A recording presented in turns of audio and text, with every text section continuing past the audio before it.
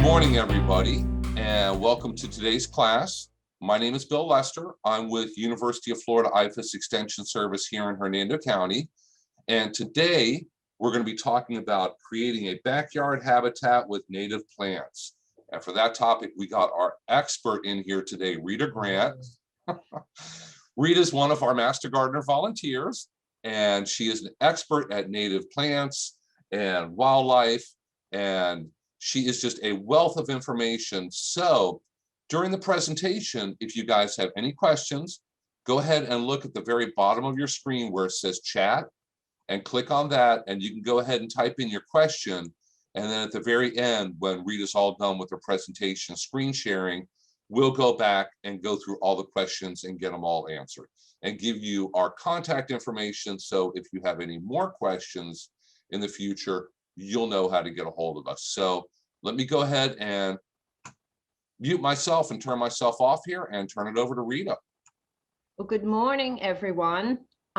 This is a really fun program. I really enjoy doing this one. That's why when Bill asked me, I said, oh yes, I have the perfect one that I would like to do.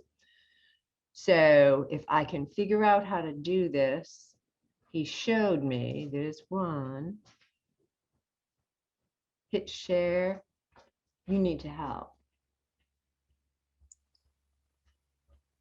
We have Teresa there to give a little assistance. Yeah, share. Oh, there you go. You're getting there. I'm much better at growing plants than I am at the computer. So it just takes a little bit of practice and okay, you're good. All right. We have to go back though, because missed a few. There we go. There's the first one. Two of my favorite birds in all the world. This is going to be native plants for any type of wildlife that can come into your yard. I find it fascinating to be outside in the nursery working on the plants and just seeing everything that's out there and catching my attention and stopping my work usually, because I have very short attention span when it comes to getting all these things up. This one's not moving, so let's see what we can do here.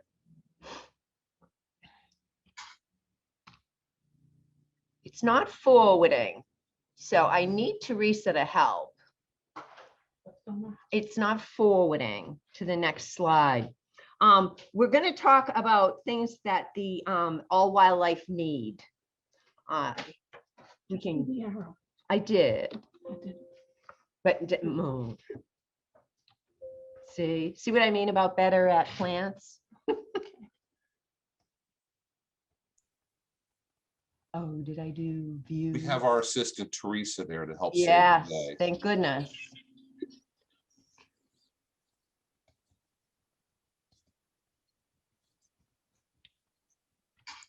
Oh, there it is. Is that it? Just stay right there, just in case. Just push this button, this one here. Okay, I did that one. Okay. All wildlife requires food, water, and cover, pretty much like all of us. Some of them have different needs, and you'll need to learn those so that you can just, put out an awesome landscape for yourself, and you can sit in your window, which most of us have been doing, and watching these things. For the birds, love the birds. When I first started doing stuff with nature, it was birds. I wanted to go see birds everywhere. And then I got into insects because they sit still a little longer than birds do. If you need information on it, specifically getting native plants for birds, you can go to audubon.org /native plants. That's a great thing they have, and they'll tell you all the plants. And remember, you need the plants for your particular zone. If you live down in Miami, you don't want to get the same plants that we grow up here in Hernando County because they just won't work for you. So you want to make sure, and you don't want to waste money. I hate it when people waste money and buy things just because they're pretty, but it might not be good for the bird. Viewing wildlife is just so much fun. providing food for them, the food plants that attract wildlife, trees, shrubs that have fruit for birds and mammals. Plant wildflowers that are host and nectar plants for your butterflies and your hummingbirds, and you'll have all kinds of things out there. Provide cover, bushy trees, shrubs that can be used as cover and nesting for smaller species, little lizards and stuff like that. They need a place to hide too. Control your pets. Keep those cats indoors. I always have people grumble when I say that when I do talks, but it's true. If you're going to put all these plants out there for all the wildlife, you don't want your cat out there picking them off one at a time. Don't attract wildlife to your yard if your cat or dog is going to be out there to harm them. Avoid poisoning the species that you want to attract too. Limit your use of herbicides and insecticides. Use soapy water in a sprayer to spray on things. Remember, most of the insects have predators. Birds and lizards will eat them, and ladybug larvae will eat the aphids. So you do have some wildlife out there that's going to help you with your gardening. Provide water, very important. Whatever source you have, unless it's a moving little stream or something, you need to change that water every few days because of the mosquitoes. You want to make sure you do that because that will be horrible for you as well as the poor little things that you're trying to attract. We have a long list of non-plant elements, which are very important to have in your landscape as well. It can be anything from a bird bath to an artificial pond that will make a home for frogs, toads, and dragonflies. Clean the bird bath, like I said before, frequently for the mosquitoes. Nesting boxes. The type of box that you use sometimes determines which bird you're trying to attract. The hole size, the height in the tree, and it needs to be in an opened area for bluebirds for their catching insects for their babies. So you want to make sure you research that before you just hang up a box on a tree and nothing comes to it. You may end up with hornets in it, and that wouldn't be very pleasant. Bird feeders. Bird feeders don't necessarily have to be put in your landscape unless you want to. If you have the proper plants out there, you won't have to. So you won't have to buy food to put in those. You won't have to change them and clean them because it's very important to clean them. Using plants can attract birds that won't come to your feeder as well as providing food and cover. Caution when using hummingbird feeders. Some have bee guards and cause the birds to bend their beaks trying to get in there to nectar. So you want to be very careful which ones you use. And when you make your liquid to put in there, it doesn't have to be red, but if it is red, you can buy special stuff, but please don't use honey. Don't put honey in there. That's one of the worst things you could do for them.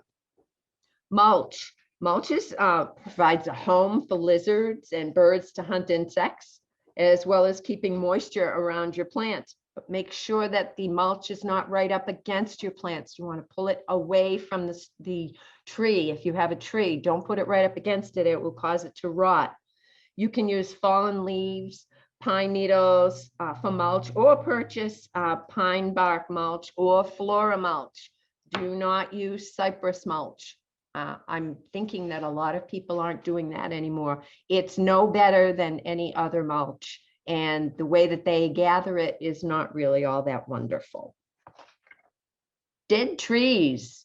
You can have cavities in dead trees are awesome for woodpeckers and birds and mammals that feed on insects inside the dead wood. If possible, and you have one, leave it where it is, as long as it's not going to be a danger to your home or to people, if it's not going to fall on anyone. You can leave it there and you can watch the woodpeckers, and they love those. So you want to watch out for that. Rocks and brush piles are awesome too. You keep a brush pile, and yes, the snake might hide underneath it. It's not going to stay there and take up residence in there. Provides cover for small animals, which the snakes might be after. It's the circle of life, people. You want to make sure that everybody gets what they need. Perches for reptiles to sun themselves and catch insects. Salamanders love moist leaf litter.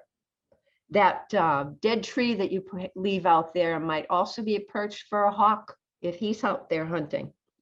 Flower pots, turn upside down a couple of flower pots, and they can make a home for the toads and the frogs. Those would be the clay ones, obviously. They do make specific ones that has a little hole in it. So if you turn it upside down, it has a little entranceway, but believe me, they'll get underneath there if they want to. You can also use a piece of PVC pipe that works very well. I have one outside my front door, and the frogs spend the evening in there sometimes. It's really cute to watch them. Or in the daytime, you can go out there and they're sitting in there waiting to come out and hunt for insects. And they keep the insects away from my front door. Bat houses. You don't have to put one up unless you really want to. I've heard so many people say they put it up and it just didn't work. They're very specific. Bats may sleep alone in trees too, or in clumps of Spanish moss, but they could be attracted to a roost box if one's provided, but they can be expensive.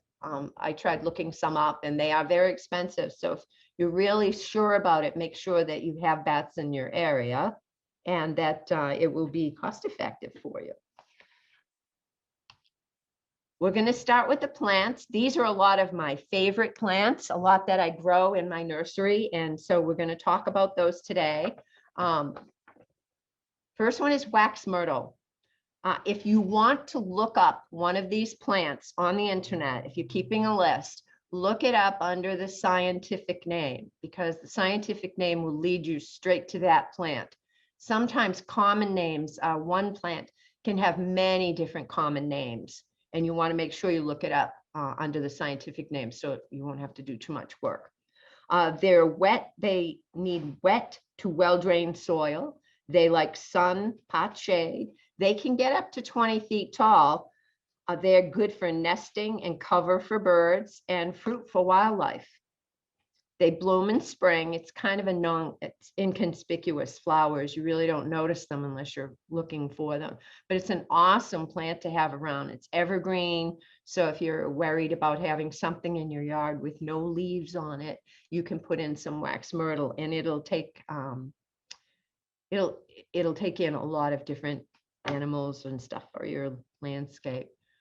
Florida privet. Florida privet is really pretty. It's evergreen. Another one that's evergreen because some people, like I said, don't like to have those dead plants. Dry, moist soil, sun, part shade. It can get 9 to 10 feet tall. It provides fruit in the spring for the birds. And I'm quite sure that a lot of the birds might take those fruits back to their nests too, as well as collecting insects for their young in the spring. The tiny blossoms are in spring and it's really pretty shrub. Or they call it's a large shrub, small tree, but it's a shrub. Winged elm. Winged elm is a gorgeous tree. They grow all gnarly. No two really look alike. So that's why I like having mine around. Full sun, some part shade, dry soil they'll take, and they can get 30 to 40 feet tall. Seeds for the birds, reddish green kind of flowery things on them in late winter. They grow these beautiful protrusions on each limb, and they're just so pretty, as you can see in the picture. I love having those around. They're really a nice plant. Saw palmetto, the first thing everyone digs up and takes out of the landscape when you're going to put your house in. Those things have been there for absolutely years and years and years. It takes a lot to dig them out.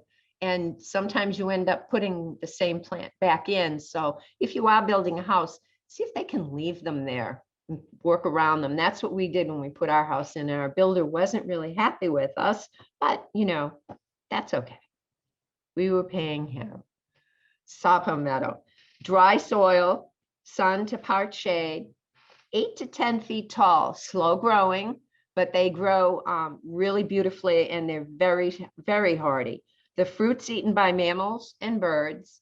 And if you like to take pictures of butterflies, this is a perfect plant to do it with because the butterflies just sit there. They don't just take off the second they hear you coming. It's really cool. I am a horrible photographer, so this is my favorite thing once a year when they do that. Turkey oaks, love turkey oaks, really old plant. They've been here forever. They love full sun, dry soil, 30 to 40 feet tall, food and cover for birds and wildlife with the acorns. And the flowers on them are inconspicuous. They're tiny, so you're really not looking for them. But the shape of the leaf, and they're really beautiful. They do lose their leaves in the winter though, but they come right back in the early spring. They're beautiful, used for stabilizing sandy areas like this thing says. Excuse me. Persimmon. Obviously, all these plants are if you have room for them as well. You don't want to buy a big tree and put it in your yard. For one thing, it's going to take a long time to mature, but you don't want to put them in if they're just going to be a nuisance as far as leaves falling. Persimmon, you got to beat the mammals there to get those seeds out of those fruits, but I just let them grow. They grow all around my house, and it's nice to see the raccoons out there. Sun, part shade, moist to dry. They can get up to 50 feet tall. I don't think any of the ones on my property are that tall. The fruit ripens October and November. If you do want to try and collect some, it is edible. The fruit is very small. It's much smaller than the ones that you buy in the store. And if you squeeze it and it just gives a little bit, then it's ready to pick. Or if you shake the tree and they fall, then they're ready to eat. But the raccoons are sly. They're out there at night and they're collecting them. It has white flowers in spring. It's really pretty. It's a very nice tree to put in. Beautyberry. Most people have this coming up in their yard anyway. They'll come up anywhere. It's a beautiful small tree, and you can get it with white berries too, but I never thought that one was all that attractive. But if you want something with white berries on it, then that's the thing to get. Dry, moist, sun and shade. Berries in the winter. Birds and mammals love it. The birds use it as the food of last resort because it really doesn't taste like much of anything. Pale purple flowers in spring for the butterflies. It's a really pretty shrub. It is deciduous. It will lose all its leaves like mine did. And I just noticed yesterday that the buds are starting to come out so that the leaves will be back soon. It's a really pretty shrub. I know one person has a really great story about moving hers. They're indestructible. It seems as though you can dig them up and be very mean to them and move them, and they'll just keep coming back. Red mulberry. I had some red mulberries in my nursery, and I was selling one to a lady, and I was telling her that they make a mess when the fruit falls down, and the bad things that they can do. And she said, don't you want me to buy this plant? And I said, well, yes, but I also want you to know all of the things that it can do that make it naughty. And she loved it. Full sun, moist, dry, up to 50 feet. If you're out gardening and you have one, you can eat some of that fruit right off the tree. It's awesome. The fruit's eaten by birds and mammals and has greenish blooms in spring. I've never really caught them. I've seen pictures of them, but I never get to see them on the tree. I just don't pay attention until it's too late and they're gone, but the fruit is there. And if you're standing next to that tree and the birds are trying to get their fruit, you got a little fight on your hands sometimes. The birds might dive bomb you, but it's so cool. Flatwoods Plum, those are blooming now. If you're driving along and you see just unbelievable number of white flowers. Walter's Viburnum is blooming right now, and the plum is blooming right now, and they're really pretty. It's like it's really hard to get a good picture of one because of the color of the white flowers. There's also Flatwoods Plum and Chickasaw Plum are both okay for this area. Again, make sure you know your zone before you go out and buy plants. Full sun, they might take part shade. Average moisture, 6 to 12 feet, so not that huge. Reddish plums are eaten by most wildlife, as well as people who go out and gather for wild plums and to make any kind of edibles. I've had plum bread and it is awesome. And white flowers, like I said, in the spring, and they're absolutely beautiful. Very pretty. Pawpaws. Do not try and dig up a pawpaw in the wild. If you see one, they have a huge root system, a very long tap root. And if you try and dig it up, no matter how, if it's this tall, it might have that much root underneath it. So you want to make sure that you don't dig them up in the wild. You can buy them from a native plant nursery and not worry about having it die on you. Shade, part shade, well-drained soil. Mammals eat the fruit, and zebra swallowtail lays their eggs on the underneath of the leaves. So you want to make sure that you have that out there if you want the zebra swallowtails.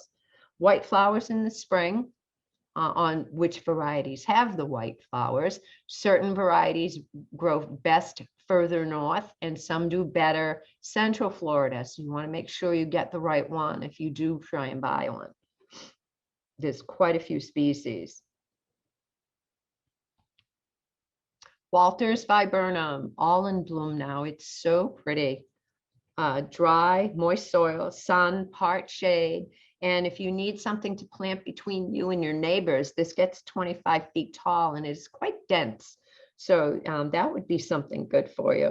Nesting site for birds and winter berries. The berries are beautiful when they come out and they're red and hanging from the tree.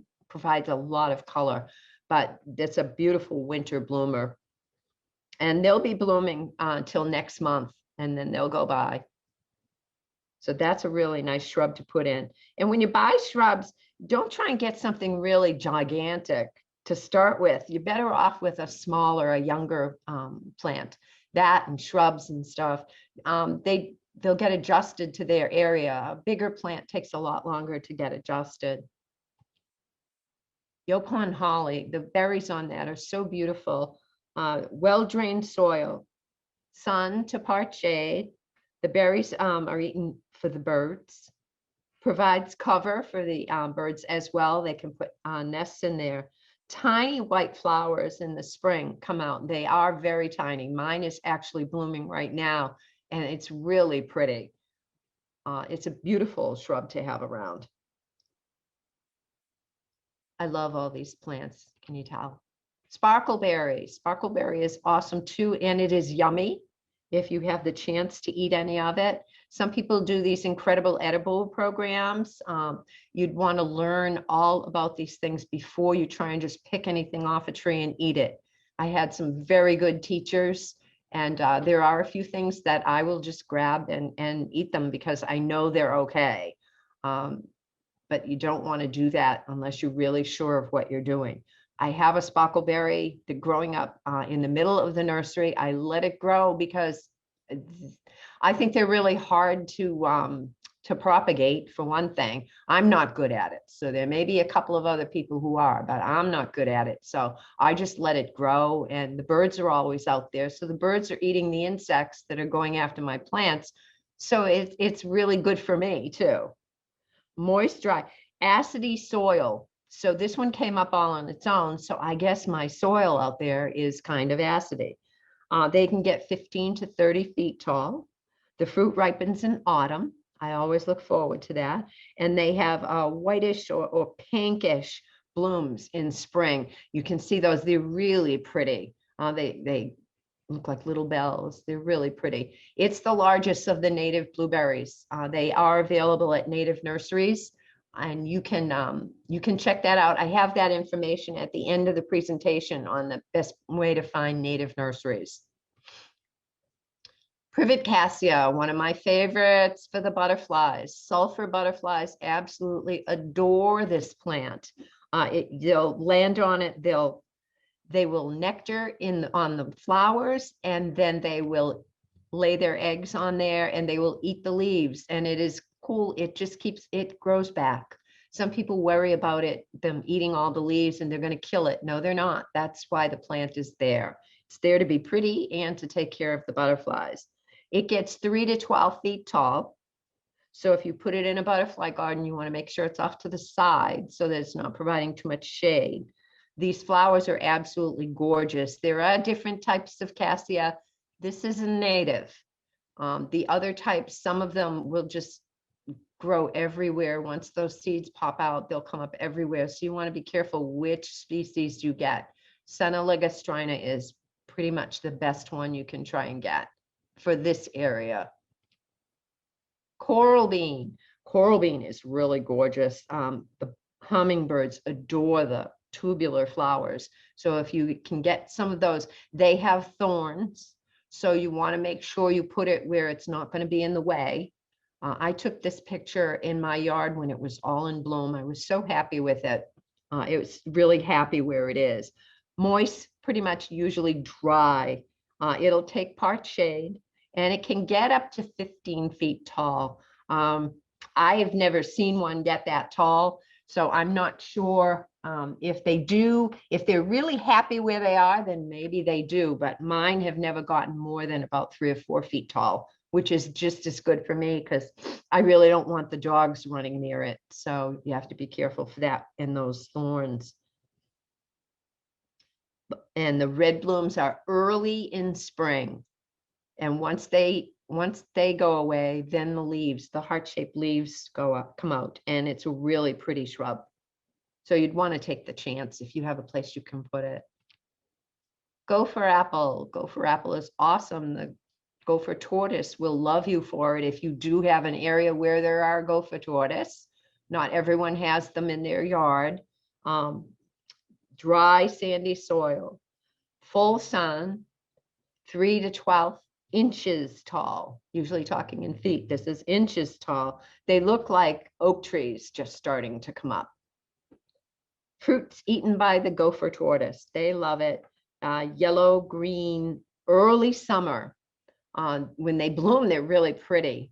They have these white flowers on them. They're really pretty if you have a little field of them.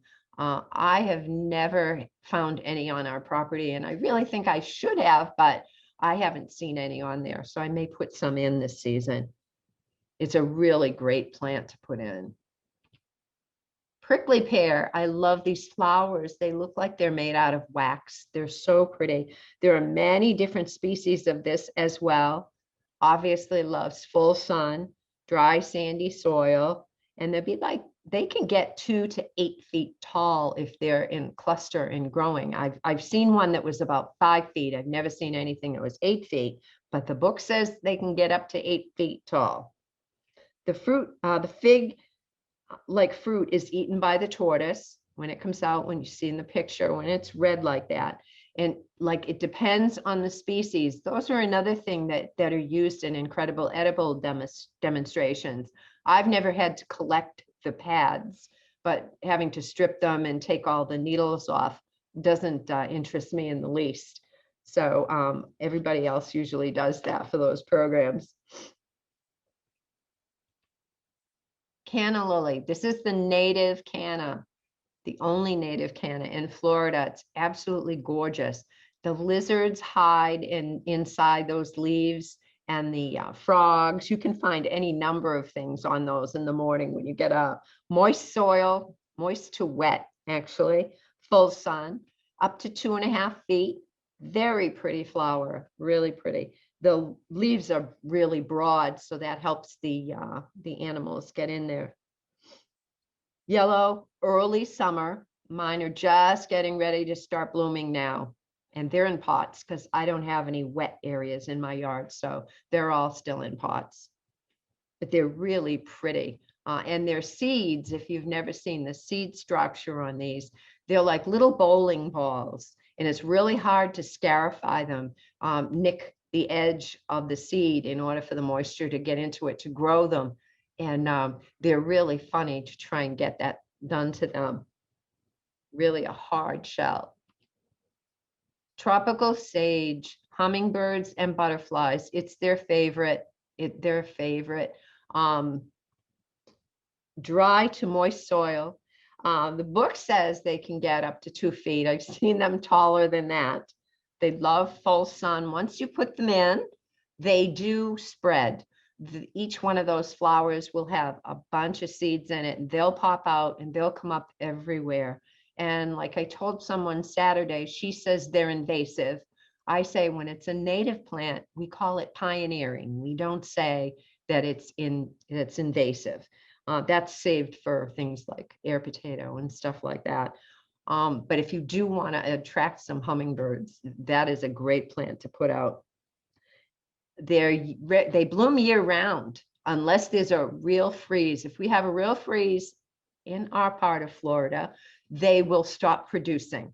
They don't die, they will just stop producing, and they just come right back early in spring when it starts to get warm. And they bring back the butterflies as well. It's a really pretty plant. And they say if you put one in, you'll have 121 next season. I think it's more than 121, but it's a beautiful plant. And if they're coming back on their own, you don't have to buy them over again. So you're saving money. Horsemen, gorgeous horsemen. Smells really nice. Smells like oregano. I'm Italian, so I love the smell of oregano. Well-drained soil, full sun, and they're getting 1.5 feet tall. Butterflies, absolutely adore them. I've seen bees on there, and I love being out in the nursery when there's a lot of bees around because they don't care about me. They just want to be on the plants. And that color is kind of a lavender, and that's late spring to summer. So they bloom for quite a while, and they're really worth having them around. Once the seed heads dry out and the seeds pop off, they'll come up as well, but not as much as the sage. They'll pop up over here or over there. And the good thing is, if something's growing where you don't want it, just pull it up and put it somewhere else. So you'll have a free plant. I love free plants when things come up in the yard. Stokes Asters. These are so beautiful. It took me like 3 years to figure out how to grow them. And now I got it down. Moist to dry soil, part sun. They can get up to maybe a foot. But the flower obviously is higher on its stalk when it comes up. Flowers are very long lived. I've seen all kinds of things on. I've seen bees on there catching insects. The butterflies love them. The blue flowers are in early spring, but they last for a long time. It's an awesome plant. It really is. And I know they sell them in the stores and they might be different color asters, but this is the native, and it'll come back year after year, and it stays evergreen, even when it's not blooming, because I have some in my butterfly garden, and the leaves are always green and happy until it's time for them to start coming up with their flowers. It's really worth having those in your yard. Porterweed, native porterweed, not that big tall stuff you buy at the big box stores. Native porterweed stays maybe 1.5 feet tall, doesn't spread all over the place. You want to make sure that you don't get the non-native. If you have the non-native and you buy a native, don't put them near each other, or even for the best, take out the non-native and leave the native in there. They do hybridize. Some plants do hybridize. If you have, I think it was lantana in one of the gardens that I went to look at, and it had hybridized with the native. And it was kind of a sickly shade of yellow that it was. I don't know if any of the butterflies went to it, but it's still sad because then you no longer have a native. And when those seeds come out, they're spreading. So there goes the native plant. So you want to make sure you're very careful for that. It's really pretty when it blooms because it blooms like two flowers at once. And then the next day there's 2 flowers. So they last for a long time. And it's a real favorite for the butterflies. That's one of my pictures. And it's a good one considering all the stuff around it. But I snap them, and if they don't come out all that great, I don't care. I know what I was doing. or I didn't know what I was doing. Purple coneflowers, love purple coneflowers, love that picture. It has that beautiful green lynx spider on it. And there was a green lynx, I think it was that one. It hides underneath the petals to the flowers. And when something lands on it, be it a butterfly or a bee, the lynx will come out and catch them. I took a picture of it catching, after it caught, obviously, the bee, but I didn't take a picture when it had the butterfly because I wasn't really happy with that. But that is nature, and we have to put up with it because, you know, everything has to eat. Another flower that lasts for a long time. It's a really pretty flower. Well-drained soil. They'll take sun and pot shade. Afternoon sun is a killer, even for some of the natives. They can fade in the afternoon when it gets too hot, so you might have to give them a little water. Just keep an eye on them. I know the Stokes Aster isn't really pleased with a lot of afternoon sun, especially when it's 95 degrees out. They really don't like that. But the coneflowers are really pretty. I love having those. They bloom summer to fall once they start. They're really pretty. If you go to the big box stores or go into one of those catalogs, they have coneflowers in all different colors. But there again, this is the native. It's really a pretty one, and I think it's best to put in. And if you have a lot of plants after, you know, during the summer, don't cut off all the dead flowers because they look bad. Those are your seeds for the following season on some of those. They don't all come back from the mother plant. Some of them just spread seeds and the mother plant dies. So if you do that and you say, well, they didn't come back, no, because you need to leave them alone. You can cut off a couple if they really look that bad, but you need some seeds to propagate for your next season. Butterfly weed. Butterflies, monarch butterflies, milkweed. Different species of milkweed we can grow here. Native milkweed. Native milkweed blooms in the summer when it's supposed to, and then it goes down until next season. That's how it's supposed to go. When you use the tropical milkweed, that just keeps blooming and blooming. And in some parts of the country or some parts of Florida, it interferes with migration because the butterflies keep coming and laying eggs on all the milkweed. The problem is sometimes I know a lot of people collect the caterpillars and put them inside. But if you're releasing a caterpillar when it's 30 degrees out, a caterpillar, a butterfly, when it's 30 degrees out, there's nothing out there for them to nectar on. So you really aren't doing a totally good thing. Don't say, someone told me once that the butterflies went and nectared on her orchids when she released them in January and February. And I said, well, I doubt that, but you know, maybe it could happen. You just want to make sure that you can take care of them, but don't release them when it's really cold outside, because that's kind of a death sentence for the poor butterflies. They have nothing to eat and can't hide. I don't know how sturdy they are, but I usually stop in October, and that's the last ones that I release if I do start collecting the caterpillars. I don't like to dissuade anyone from doing that because it's very worthwhile to watch them, and to release them is just awesome. You have it on your hand and all of a sudden it's flying away. But think about it first though, and make sure that you know when you're going to release them and it's safe for them to take off. There's Asclepias tuberosa, which is the orange butterfly weed, and there are two with common name of swamp milkweed. Those are Asclepias incarnata and Asclepias perennis. One has rose-colored flowers and the other one has white flowers. They both need moisture. So if you're going to be able to irrigate and keep them moist, that's good. You could grow them in pots and just make sure you keep watering it. But it's very worthwhile to have all three species if you can find them. And lots of native nurseries do have tons of milkweed. We're starting to concentrate on growing milkweed, more and more milkweed, because people want it and it's a good thing to plant in your yard. You want them to have a little way station to stop at when they're going wherever they're going. Passion vine. The red passion vine is not native, no matter who tells me it is not native, and it is much more toxic than the purple one that you see here. This one, the Gulf fritillaries and the zebra longwings love this. The zebra longwings lay their eggs in the shady part of the plant underneath the leaf. And the zebra longwings lay theirs on the tips of the plant in the sun. So you have two different types of butterflies that really rely on this. Plus, I've seen hummingbirds nectaring at the flower. It is a very aggressive vine. It's a vine. Vines are naughty. Vines will grow wherever they want to once you put them in the ground. There's no stopping them. So you want to make sure that you put it someplace where it will be okay.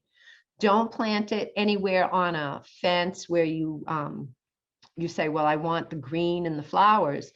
They go down in the winter in this part of Florida. They'll freeze back, and then all you'll have is brown, ugly vines on, and you have to take them down. Put things in, you could put coral honeysuckle in. That's a much better one, and it has an evergreen vine.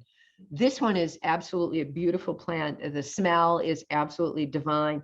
It will bloom from spring to fall. It has huge fruits on it. The fruits are sometimes used to make a cold drink, and it is really good. It's a lot of labor intensive work making it, so I don't do it. I just drink it when other people do.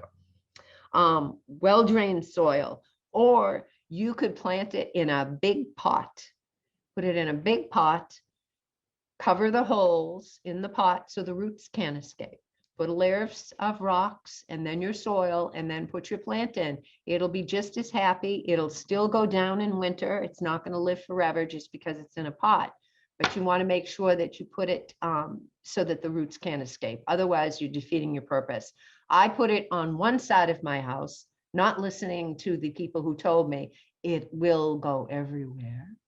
It started growing on the other side of the house. So I dig it up all the time because I can't have it growing in the middle of the lawn. It's going to get mowed anyway. But you want to make sure that you put it where it will be safe and you can watch your butterflies. It's so pretty. There are two other species of passion vine. There's Passiflora suberosa, and then there's lutea, Passiflora lutea. The flowers on those are very, very small. And one of them, the black swallowtail, I believe, absolutely adores one of the other two species.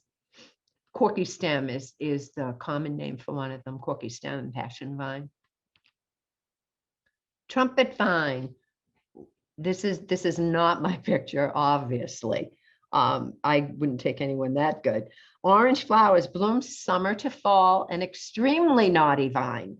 I planted it and it is growing all up into the trees now, but I can still see the flowers. And then during the season, I see the hummingbirds up there nectaring on it.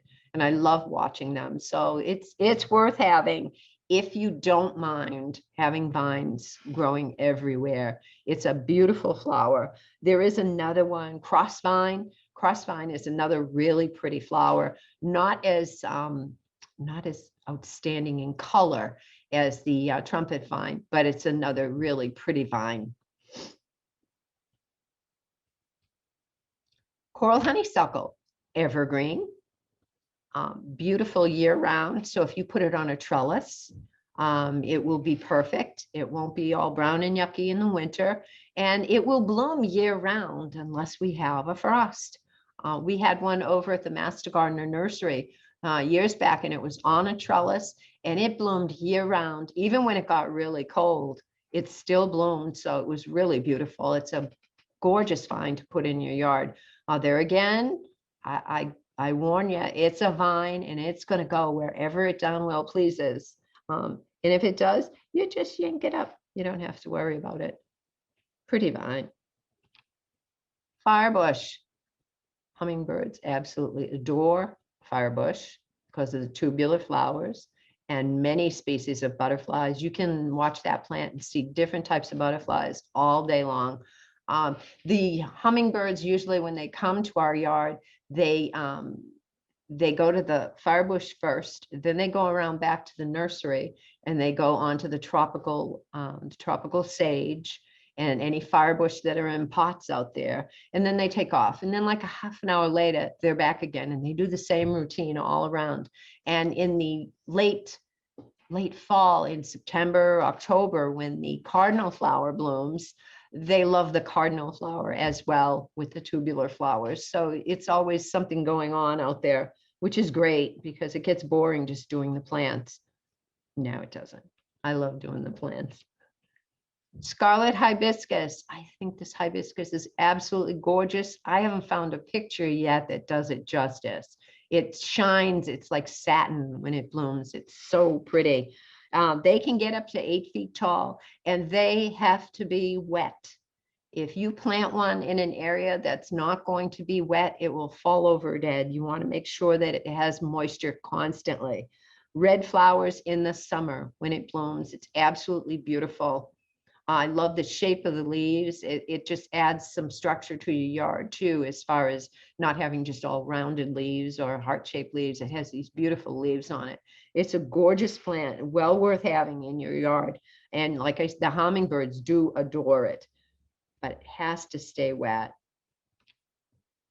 Wildlife enemy. This cat cannot be trusted outdoors. His instinct was to chase and kill, and you should keep them indoors. This cat used to bring me, actually, he brought me a male cardinal one day that he had killed. And I was very upset with him, but he looked at me like, well, you put me outside. If you want me outside, this is what I'm going to do. He also brought me a snake once, which I adored. I thought it was very cute. So I know you people love your cats, but you have to make sure that you keep them indoors. They can watch the birds and stuff through the windows. You don't want them out there killing everything, shredding the wings on the poor little moths and butterflies. That's not very fun to watch. He was a good cat, though. Informational sources. Florida Native Plant Society. If you decide you want to join, it's an awesome group to belong to. You can get all kinds of information. fnps.org. There's a way you can go in and you can look for plants just for your county, or just for your county. And it's really great. It's a very comprehensive list. It'll have trees and shrubs and wildflowers and vines, so that you'll know exactly what goes in your area, and you're not buying plants that are going to die on you, and you'll waste a lot of money. Florida Association of Native Nurseries is the first place to look for a native nursery. FANN.org. They'll list all the nurseries that are in your area. That's the place to start. If I was looking for a plant, there's no way that I would look at a nursery down in Miami, because it would die once the plants came up here and I planted them. They don't want to live here. So you want to make sure that you have your zone in your head when you're going out there and you're looking at stuff. There are some nurseries out there that do have native plants, but you still have to be careful, and bring your phone with you and look it up and make sure that it's a native, because sometimes things get labeled wrong. I will admit that can happen, but if you've paid a lot of money for a plant that you think is native and it's not, you're not going to be happy about that. There's the money thing again, saving money. Florida Wildflower Foundation is an awesome place to get seeds. Seed Source, Florida. You want to make sure, because if you order seeds from Michigan for something and you're going to plant them down here, they may not do well. So you want to make sure you have a Florida source. If you have friends who have native plants in their yards already, they may have an overabundance of seeds and they may share some with you. I have tons of seeds and I am willing to share them with anybody who lives in my area and not down further south where they won't survive. I'm very particular about my plants and where they go. So I want them to be happy. Questions? Open for questions. That was the last thing I had to say.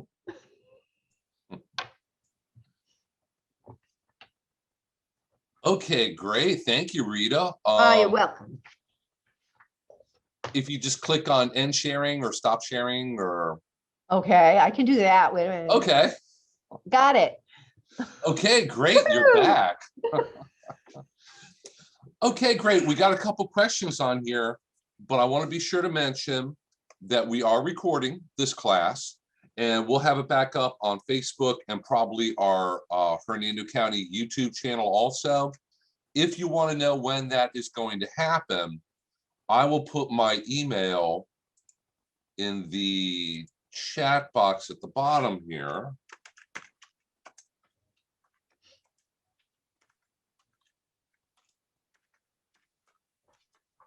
And you can email me and I'll email you back when the video is up and I'll send you a link. And if you are ever wondering about what other kind of classes we have coming up, the best way to find out about that is if you just go to www.hernandoextension, all one word, .com. You're going to find an entire up-to-date list right there of all of our upcoming classes. I know we have a couple more this week. We're always doing something. And that way you can follow us. And the next time we get Rita back into the office here to do another class, which we'll have to do soon, you'll know all about it and what time it starts and what link to click on. So Karen asked, what can I do to my landscape to attract blue jays? And she asked, is mulch made up of camphor leaves and oaks okay to use? Ooh. You know, you're the first person I've heard that wants to attract blue jays to their yard. Most people don't want them because they're so gregarious and they chase everything else away. I would think probably any type of a tree with acorns in it. Or if you have a bird bath, they come to my bird bath. I'm not sure. Check out that Audubon, information that I gave you in the beginning about, let's see, audubon.org/plants for birds. And they should be able to tell you. I think most of them are, well, this says pine trees, oaks, yeah, oaks, and anything with berries, they'll eat those too. You may already have something that they like. Thank you. I love blue jays. I think they're beautiful. And I don't know about the mulch. Oh, okay. Sure. Mulch made out of camphor leaves and oaks is just fine to use. That's a really good use for your fallen oak tree leaves when either if you have turkey oaks, they're going to fall in the fall. If you have live oaks, they're going to fall in the late winter, very early spring. Definitely use that for mulch around your planting beds. It's going to break down within a few months and it really adds to the soil. And if you keep doing that year after year, you're going to really build up your soil and your plants are going to grow better. Camphor trees are invasive. We don't recommend planting them, but if you have one, the leaves are not toxic. They don't really hurt anything. They do smell like Vicks menthol, Vicks rub, but sure, you can use camphor leaves. Okay, I got a question from Rochelle here. Can we get an email when the video is ready on Facebook or a direct link in our email? And like I mentioned, I went ahead and put my email address in the chat box if you guys can see that. And if you can't see that, my email is wlester@ufl.edu.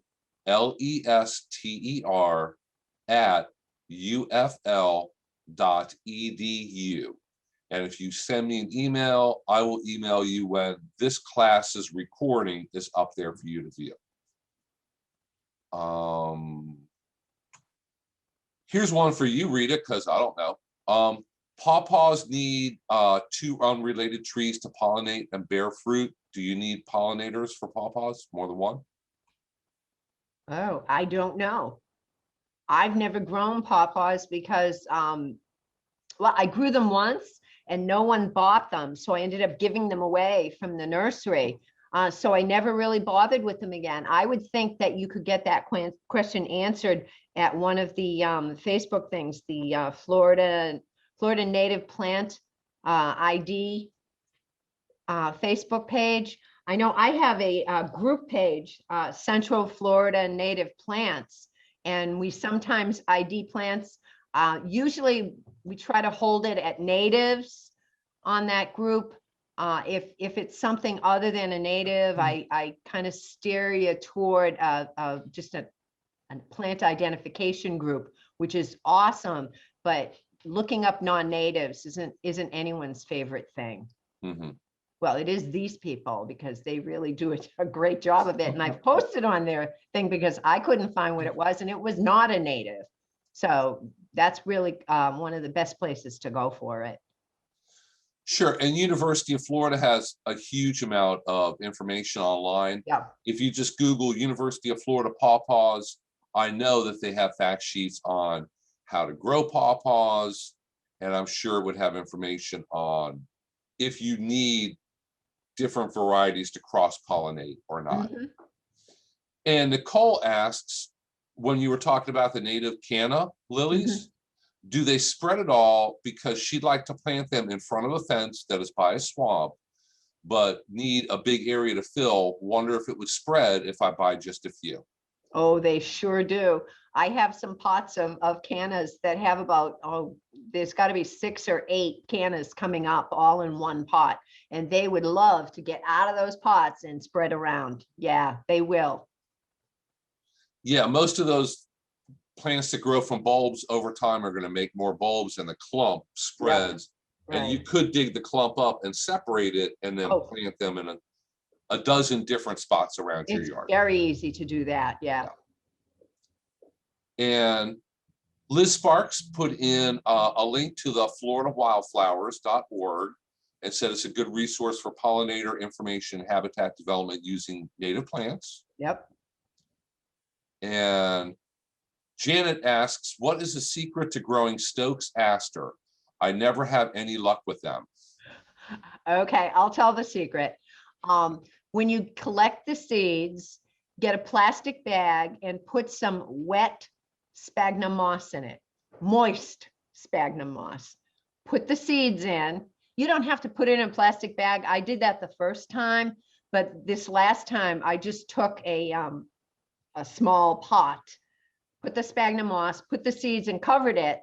And I think within a week, they were all sprouting. There's the secret. They don't want to be started in sand. Well, that's pretty simple. Well, you know, I tried to grow them for 3 times and I failed. And I asked the question and someone from another nursery was nice enough to tell me. Plants are funny, especially native plants. You know, whatever kind of specific environment they grow in, that's what they need to reproduce. Usually. Yeah. And if you make just the right environment, they'll do great. Otherwise, if you're just trying to start them like you would start your tomato and vegetable seeds, it probably not going to work out well. And Amanda asks about the scarlet hibiscus. Does it require full sun? And somebody was and Ada is asking for the Latin name for the scarlet hibiscus. Hibiscus coccineus, was it? Is that also called swamp hibiscus? Yes, it has many common names. Yep. There is a spot along Interstate 4, if you're just outside of Sanford, a ways away from here, and it's a wet, marshy area along the edge of the St. Johns River. Yeah. And there is like literally acres of that. And if you drive by at the right time of year in the summer, you will see acres of, and they're all about 6 feet tall, just acres of the swamp hibiscus out there in a wild area. It also comes in white. I'm not sure if it's being accepted as a native or not, but the flower is striking. It's absolutely beautiful. A big white flower it's pretty, but it's not something I would put in my yard. I would rather have the red one. But yeah, it needs wet soil. It needs to be wet. Absolutely. Someone put it in at a nature preserve, and they said that I have a list of things they wanted from me for plants, and I read that they were going to put in the hibiscus, and I said, well, the area you have listed is dry. It's not near the water feature. And they said, oh, it'll be fine. And I said, no, it's gonna die. And sure enough, it was in for maybe a couple of weeks, the next time I went to visit, it was dead. It Yeah. had fallen over and dried out because it's a water loving plant. Mhm. And those swamp milkweeds, they really do need a wet. So if you The- have a wet area, they're gonna do Yeah. great. Otherwise, if it's high, dry, and sandy, they will promptly die. Oh, gosh, no, as long as they're moist, I think it's Mhm. the white one, the Asclepias perennis needs to be more than moist, needs to be wet. The incarnata is okay if it's just moist. I've noticed this growing them. So, and the perennis, the white ones, they've been blooming all winter. Oh, I was absolutely it has absolutely not been amazed. a particularly warm winter. No, it hasn't been, but they've been blooming and the flowers are even coming out better now because it's starting to get a little warmer. I was amazed. That'll be okay because I did see a monarch back there yesterday. Oh, that's great. Okay, Brooke asks, does the native passion vine fruit?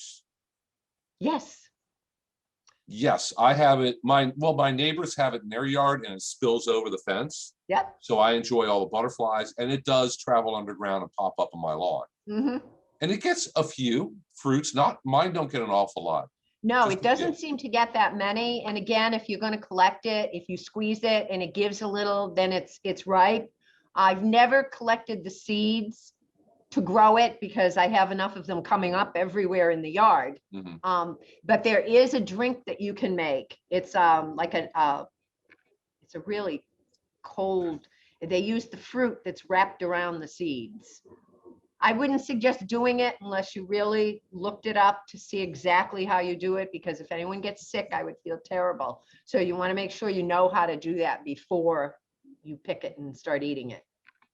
Yeah, and there are totally different varieties that are grown commercially. Yep. You can grow it north of here, but almost all the commercial productions down in Homestead in South Florida. Mm-hmm. Yeah. So Karen has a good question here. Is there an industry standard that identifies Florida native plants versus non-native? I believe there is. I think the society probably has the exact information on that.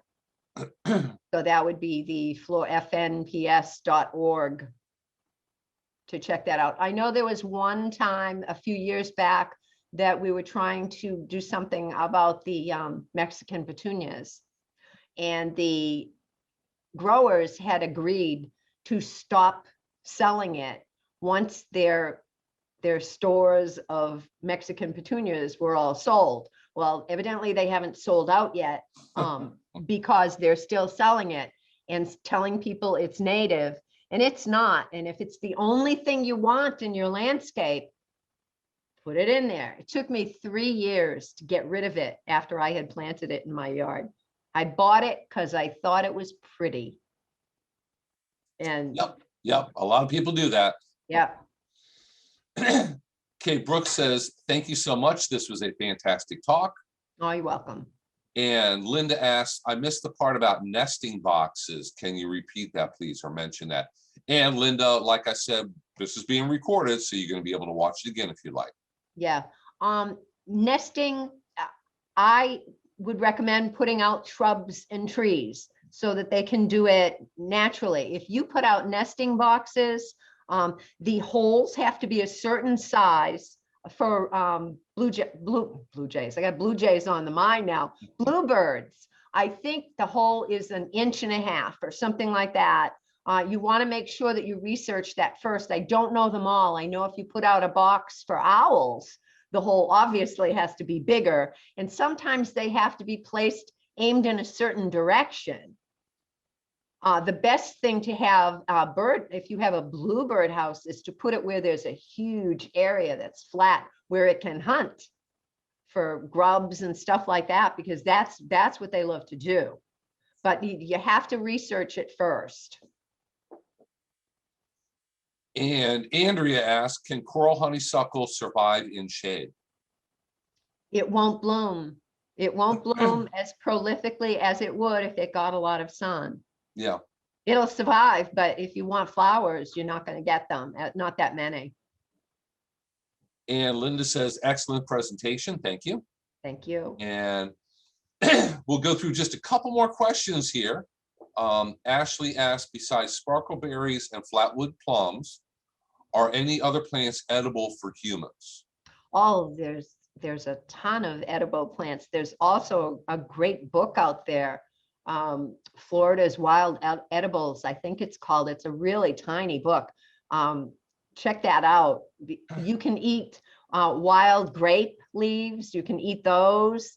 They're Biden's alba, the lovely little white flowers that they like. You can eat the flowers. You can eat the leaves.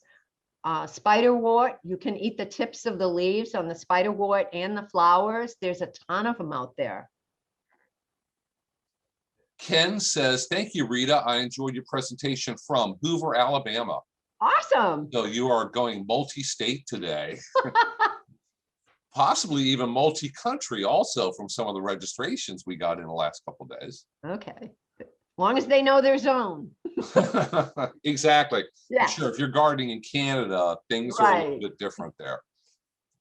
And Caitlin asks, what temperature does it need to be to safely release butterflies?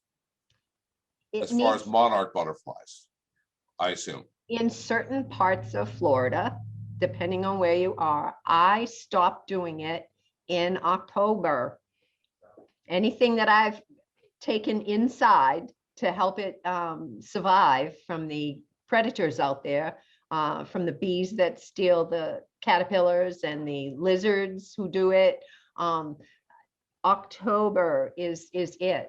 I won't release anything after that. If I have to, I will, but definitely not starting in January and February. It's just too cold here. So it depends where you are. Mm-hmm.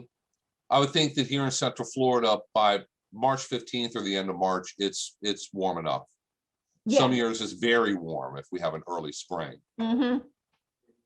Okay, Kathy asks, is the red plum native like the Flatwoods plum? That might be another common name for it. If she's asking about like red plums, like different varieties that you would grow that look like what they carry in the grocery store, the answer to that is no. Right, yeah. Because you can grow, and University of Florida has developed a number of varieties of red plums, black plums, and plums, regular domesticated plums do really well in Central Florida. I've grown them before, but they're not native. They're not the kind that's out in the woods feeding the animals, even though if you're growing red plums, animals will probably come on your property and cheerfully eat them if they can. They're not native, but they're not bad. They don't spread like crazy. They don't cause any problems. Right. And everyone remember that you're inviting mammals and stuff to come onto your property. So don't be upset when they start eating things. I have deer come and eat certain plants in my nursery all the time. I have to move them into a fenced area. Otherwise, I won't have any plants in my nursery. But I don't care. I have invited them in by bringing all these fruits and whatever to them. So just keep that in mind. Don't get angry. Just say, oh, I had deer last night. Okay, we'll roll through and pick two more good questions here.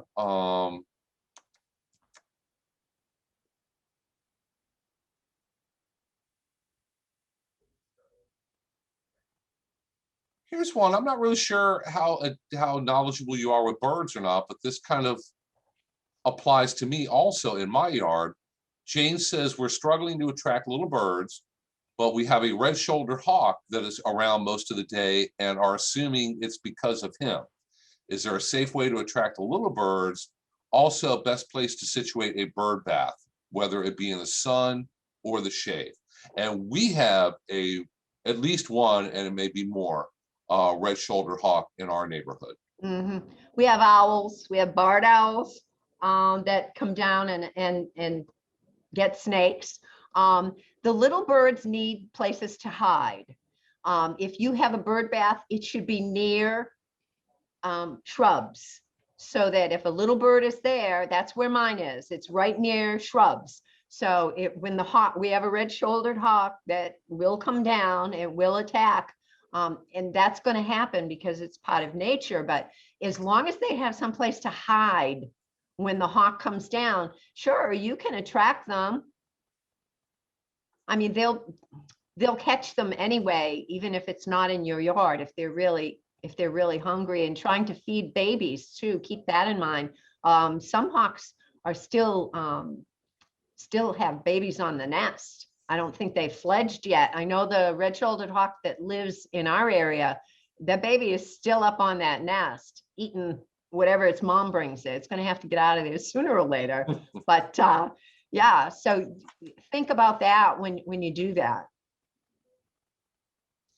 Okay, like I said, we do have several in our neighborhood. They love to sit on the fence, and I can look right out the window, see them sitting on the fence, and Yep. they do catch snakes, mice, rats. They will on occasion, and I've seen them catch little birds. Yep. And here's one from Sharon. Do ginger plants offer any value in attracting birds or butterflies? No, I don't think so. I have a lot of gingers. I don't think so. Mhm. I've never seen any of them on them. They're beautiful. Gingers are pretty. As long as you have the shade and the moisture for them, they're fine. But no, I don't think they offer really any wildlife value, except maybe the frogs and stuff hiding inside the leaves. Yeah, they probably do that. And a lot of gingers do flower, and butterflies would probably visit the flowers, but it's not really a major No. nectar. Plus they're in the shade. provider. The butterflies like to be in the sun when they're on the flowers. Yeah, generally. Yeah. Okay, one more question here. Let me find a good one. They're all good ones. Yes, they are. They are all good. And Caitlin asks, do you have any recommendations for a flowering vine for butterflies that isn't too invasive? Although the term would be, I call them aggressive, because native plants can be aggressive or pioneering. That's correct also. Pioneering, Which means absolutely. they spread like crazy. They will. I would say the coral honeysuckle, the evergreen that the hummingbirds and the butterflies adore. It is not as bad. I haven't found that it really goes crazy. If it suckers and it comes up where it's not supposed to, I just cut it. You just have to keep an eye on it. But I would do the honeysuckle if I was just going to pick one. That would be it. Yeah, they do well. And if it outgrows the spot that you have for it, or it's causing problems, blocking a doorway or a gate or something, you can prune it back. Oh, And sure you can.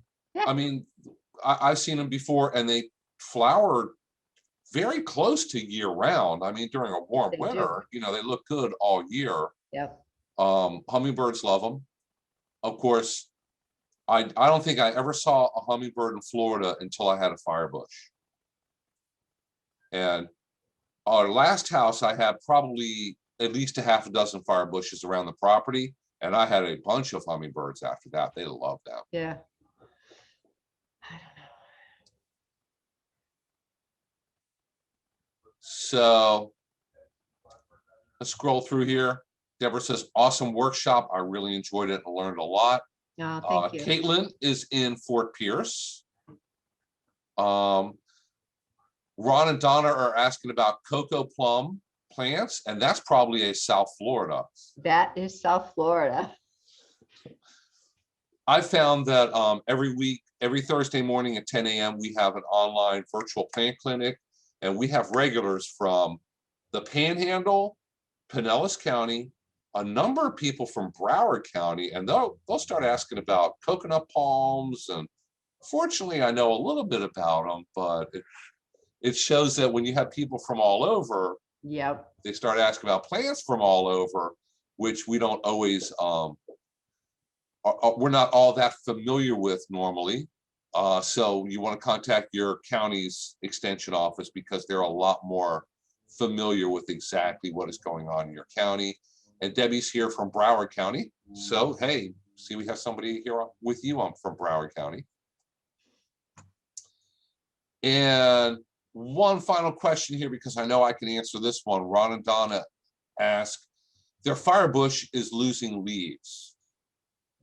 It probably got a little bit too cold. Yep. They are frost sensitive, and if they get too cold, they're gonna, well, mine normally during a normal winter where you have some freezes and frost, get a lot of freeze damage. In March, you just prune them back, prune off all the dead stuff, back to the live stuff. And trust me, fire bushes will grow back It will. literally overnight. And they'll, Yeah. before you know it, they're gonna be flowering again. And they'll do just great on their own. Yep. Okay, Rita, anything else?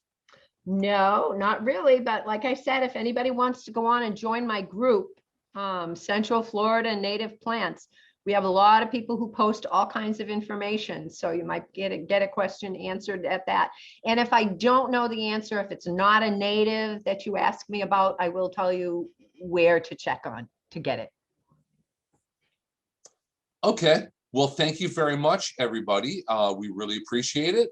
And like I said, if you go to www.hernandoextension.com, and you can keep on top of all of our other upcoming classes. We have 2 others this week for if you have a small amount of property and you want to start either a pasture or a small farm, you can learn how to do so. So just check out that website, and that has all the information there about all of our upcoming classes. And hey, with that, Rita, thank you so much. We're going to you're have to very have you come welcome. back again real soon, I think. Oh, yeah. Bye. Okay, bye.